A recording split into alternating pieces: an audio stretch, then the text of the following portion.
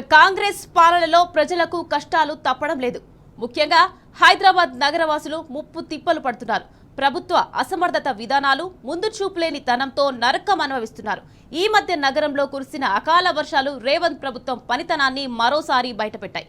వాతావరణ శాఖ ముందే అలర్ట్ చేసిన ఆయా శాఖలను సమన్వయం చేయడంలో ప్రభుత్వం నిర్లక్ష్యంగా వ్యవహరించింది. ఫలితంగా నగరవాసులు కొన్ని గంటల పాటు అవస్థలు పడ్డారు.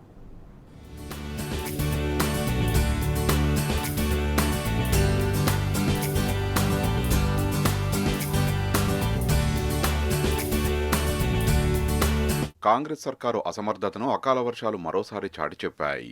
హైదరాబాద్ మహానగరంలో ఈ మధ్య కురిసిన వానలు ప్రభుత్వం మొద్దు నిద్రను కళ్లకు కట్టాయి. వరద నీటి నిర్వహణ లేక నగరవాసులు తీవ్ర ఇబ్బందులు పడ్డ తీరు రేవంత్ సర్కారు పనితనానికి సాక్ష్యంగా నిలిచాయి. చాలా చోట్ల చెట్లు విరిగిపోయి విద్యుత్ సరఫరాకు అంతరాయం ఏర్పడింది. ప్రధాన రహదారులపైనే వర్షం నీరు నిలవడంతో ట్రాఫిక్ స్తంభించింది. కాలనీలన్నీ నీట మునిగాయి. అయినా అధికారులు సకాలంలో స్పందించలేదు. ఫలితంగా ప్రజలు గంటల పాటు తీవ్ర ఇబ్బందులు పడ్డారు.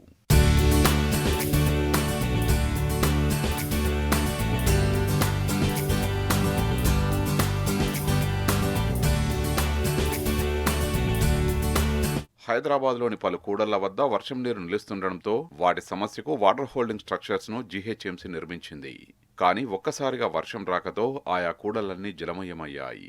సకాలంలో సంపుల మోటార్లు ఆన్ చేసి ఉంటే సమస్య తీవ్రత తగ్గేది. కానీ అధికారుల అలసత్వంతో ఎక్కడి వరద అక్కడే నిలిచిపోయింది.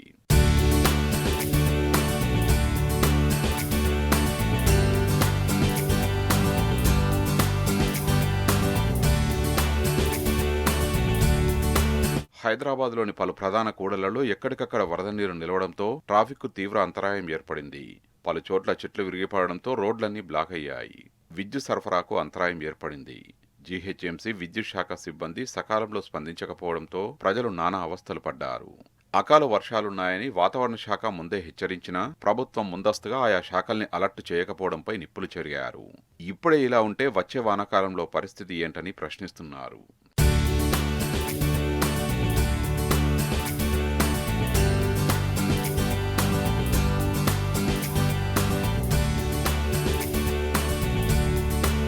వేసవిలో కురిసే వర్షాలతోనే అధికారులు ఆగమైతుంటే వచ్చే వానాకాలంలో పరిస్థితి ఏంటని నగరవాసులు ఆందోళన వ్యక్తం చేస్తున్నారు.